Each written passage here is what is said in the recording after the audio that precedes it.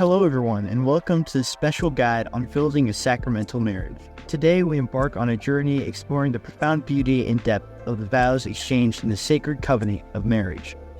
We'll unravel the significance of each wedding vow, understanding not only what is said, but why it is said. And we'll explore why marriage itself is considered a sacrament, a visible sign of God's invisible love and grace. We'll discuss some strategies that you can use to truly live a sacramental marriage. So whether you're about to say, I do, or are just curious about the sacred bond that is marriage, join me on this journey as we explore the art of building a sacramental marriage. Let's begin.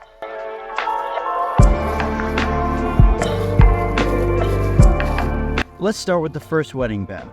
We've come here freely and without reservation to give ourselves to each other in marriage. What does this mean?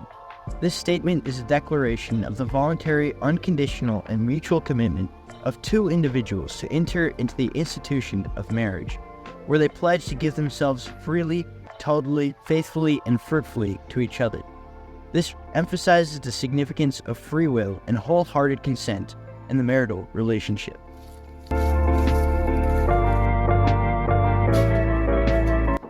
The second wedding vow is we will honor each other as husband and wife for the rest of our lives. What does this mean? This statement pledges to uphold mutual respect and consideration in a husband-wife relationship for the entirety of their lives. It reflects the enduring nature of commitment and the importance of honoring each other throughout the journey of their shared lives.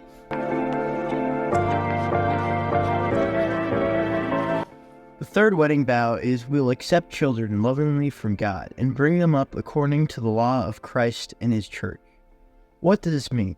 This vow signifies the couple's openness to the gift of children and their commitment to raise them in accordance with the teachings of Christ and the church. It emphasizes the responsibility of parenthood and the role of the family in nurturing and guiding children in faith and morality.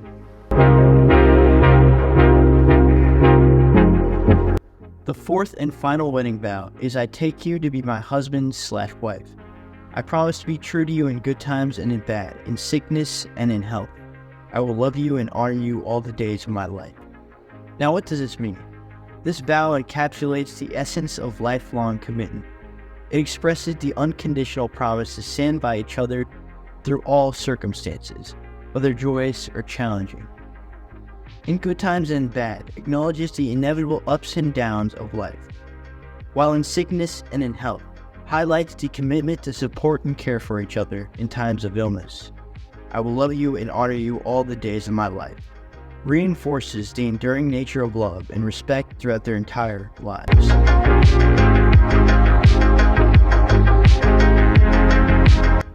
In order to understand why marriage is a sacrament, we must first define the sacrament.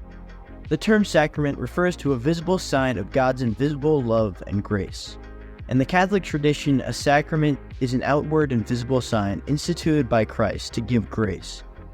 In the Catholic wedding ritual, the exchange of vows, the giving and receiving of rings, and the mutual consent declared before a priest are integral components, and these components are not merely symbolic, but are believed to confer God's grace upon the people, marking their union as sacred.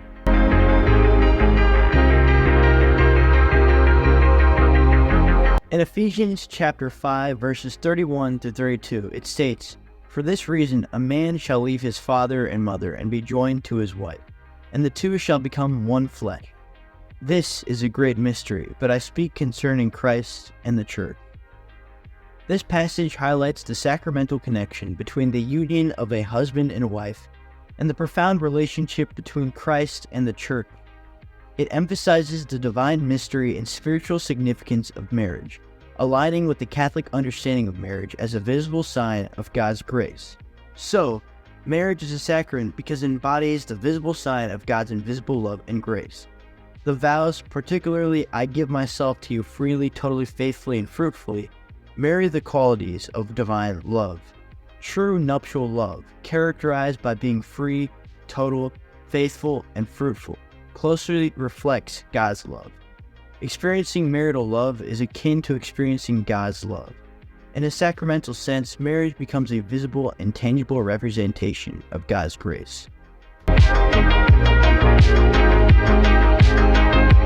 Now you might be wondering, What are some strategies you can use in your relationship to ensure a truly sacramental marriage? Here are 3. 1. Effective communication. Utilize active listening, nonviolent communication, and regular check-ins to ensure open and honest communication. Effective communication directly supports the vow to be true to each other in good times and in bad. By fostering open dialogue, couples can honor the commitment to mutual understanding even in challenging moments. The sacramentality is evident as communication becomes a visible expression of the couple's commitment to love and honor one another. 2. Shared spiritual practices. Grow in faith with each other and with your children. Pray to God every day. Say grace before meals. Be active in your parish. Go to Sunday Mass with the family. When you share the same faith and help each other grow closer to God, then you are fulfilling the vow to accept children lovingly from God and bring them up according to the law of Christ and His Church. Shared spiritual practices reinforce a family's commitment to their faith, creating a sacred space within the marriage. Number 3. Acts of service and kindness. In the book The Road Less Traveled by M. Scott Peck, it stated, "Love is not a feeling. Love is an action, an activity. Genuine love implies commitment and the exercise of wisdom. Love is the will to extend oneself for one's own or another's spiritual growth. Love is not merely an emotion, but an ongoing commitment and intentional effort. Love, in its truest form, involves actions and behaviors that contribute to the spiritual growth of oneself and others." Peck suggests that genuine love goes beyond momentary feelings and requires a conscious decision to extend oneself for the well-being and development of individuals involved in the relationship.